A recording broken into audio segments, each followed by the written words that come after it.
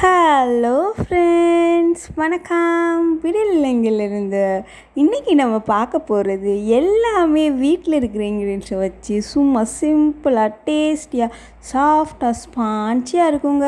இந்த தோசையை நீங்கள் கண்டிப்பாக ட்ரை பண்ணி பாருங்கள். வெறும் பச்சரிசி இருந்தாலே போதுங்க.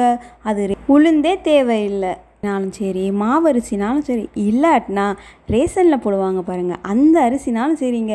நீங்கள் இதே ப்ரொசீஜரில் ஃபாலோ பண்ணி செஞ்சீங்கன்னா அப்படியே மெத்துன்னு தோசைக்கல்லில் ஊற்றுனா அப்படியே புளியாக நல்லா வெந்து பேக்கிங் பவுடர் எதுவுமே யூஸ் பண்ணாமல் ஊற வச்சு செய்வோங்க. இது ரொம்ப டேஸ்டியாக இருக்குங்க. கண்டிப்பாக அதை ட்ரை பண்ணி பாருங்கள்.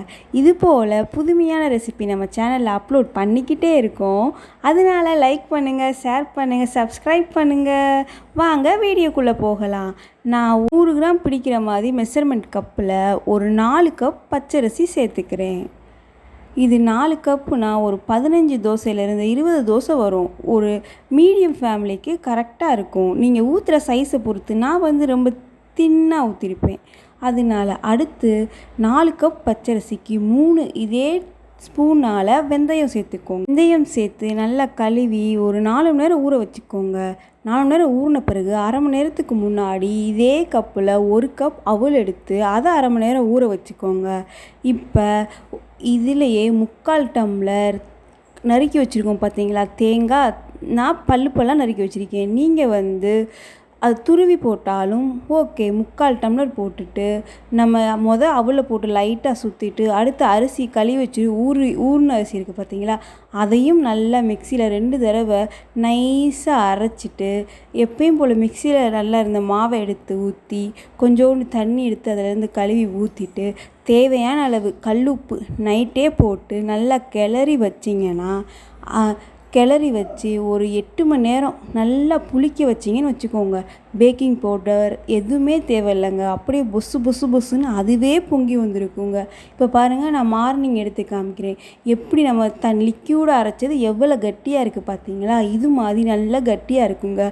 உங்களுக்கு இப்படியே ஊற்றினாலும் ஊற்றலாம், இல்லைனா கொஞ்சம் எக்ஸ்ட்ரா தண்ணி ஊற்றி கலந்து எப்பயும் போல் தோசை வாக்குற மாதிரி வார்த்திங்கன்னா அப்படியும் ஊற்றி சாப்பிடலாம்.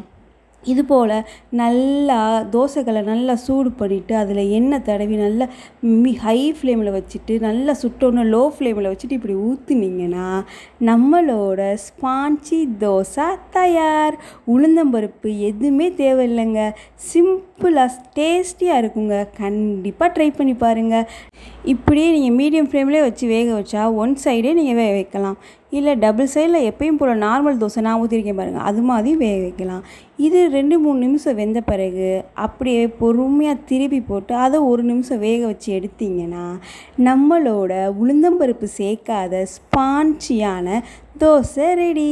இதை நீங்கள் செஞ்சு ஹாட் பாக்ஸில் வச்சுட்டு நைட்டு நீங்கள் எடுத்தாலும் அவ்வளோ ஸ்பான்ச்சியாக டேஸ்டியாக இருக்குங்க.